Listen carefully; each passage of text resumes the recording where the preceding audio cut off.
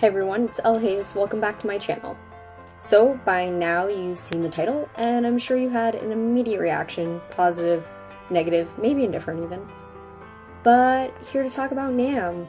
It's my first year going, and I know that a lot of people think it's a guy's world at NAMM, and I will say this, it is mostly guys.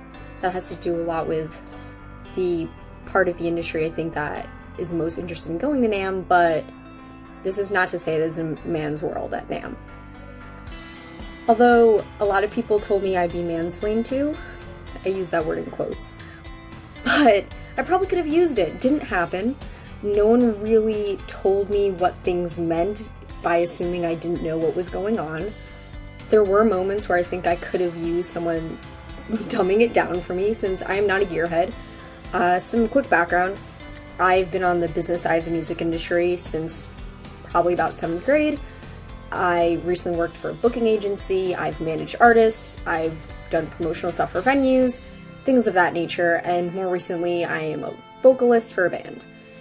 And I'm not super interested in gear, probably a lot to do with the fact that I'm a bit of an amateur in this field, and even though I've done backlining, things of that nature, it's always been other people's gear, and I just wasn't as interested in it. So NAMM is not a typical place, I think, for somebody who's not a gearhead, or, a buyer of that sort. So my experience at NAMM was pretty exciting. I went with a group of people who were well versed in gear, either exhibitors or buyers, and have been in that part of the industry for years at this point. I think that was helpful as a first-time person going to NAMM, being with people who've been there before, and who kind of knew what to look for and had a purpose to be there. I think it helped make the experience really interesting for me and give me something to look forward to in the future, perhaps when I've started my own company and really pushed my brand in music, that maybe I will provide some value next time I go to NAMM or in the future.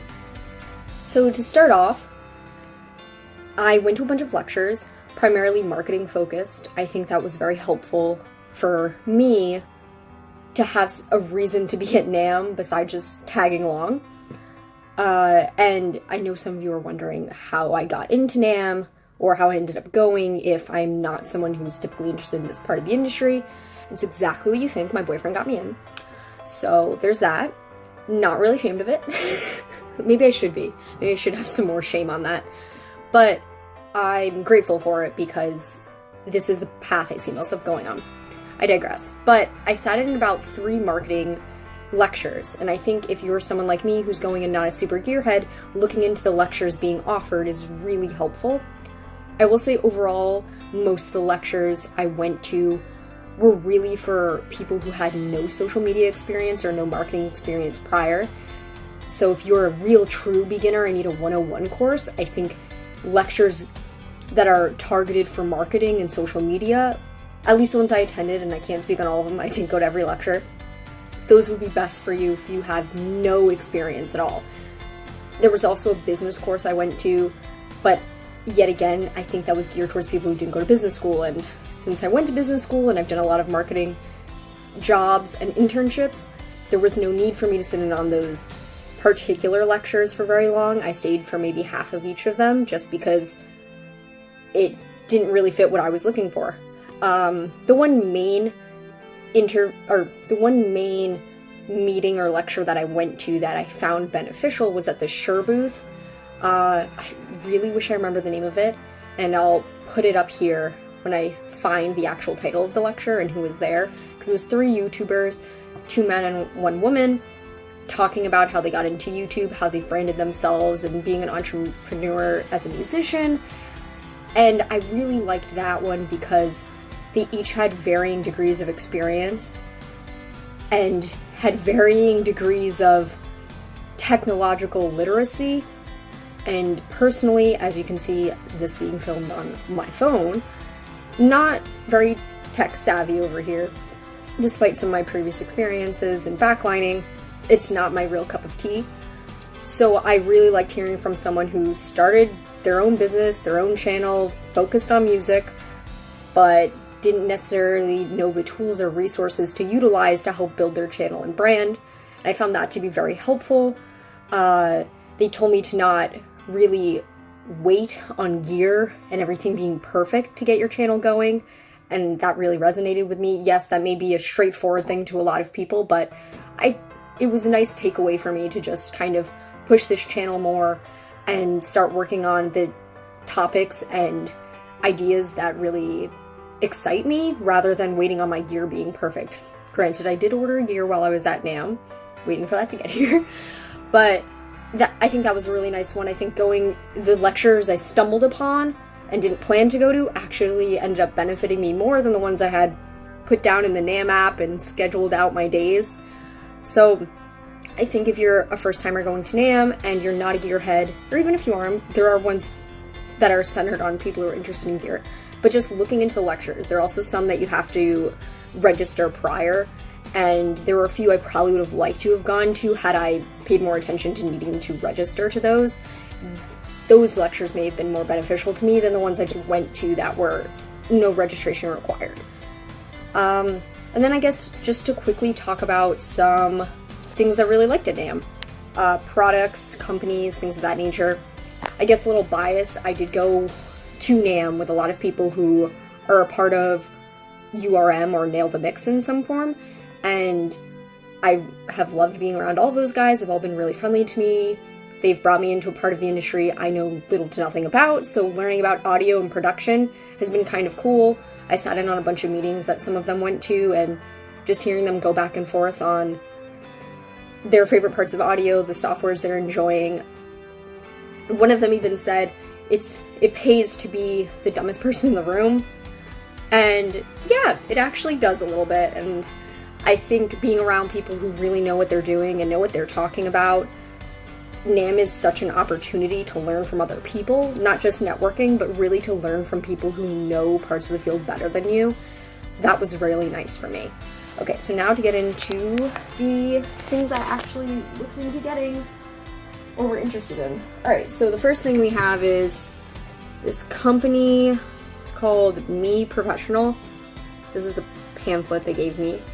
They do in-ear monitors, and just a side note, I'm deaf in my left ear, so being a vocalist and getting involved in the music industry, not that I think pretty much everyone in the music industry at some point is going to have hearing loss, so I'll have a lot of people around me who share that in common, but I'm starting off that way, and I always have trouble finding not just in-ears, but whether it's earplugs, headphones, anything that has to do with audio. I have trouble finding things that also protect my ears properly, because I don't want to have more hearing loss than I already have. So I found these to be really interesting. The MX3 Pro is the particular model I was looking at because that's for guitarists and vocalists, and I've heard a lot of great reviews from them. They were also super nice. Got a business card from one of them, so I'll probably be checking that out further as I look into getting in-ears, but that's a little further away for me. It's not something I'm looking to do right now, but I just thought I'd mention that company because they were really interesting. Actually interested in getting, hopefully sooner than later, as I looked at Zoom. I went over to their booth probably 3 separate times. It was always crowded, so it was a little difficult getting someone to speak with.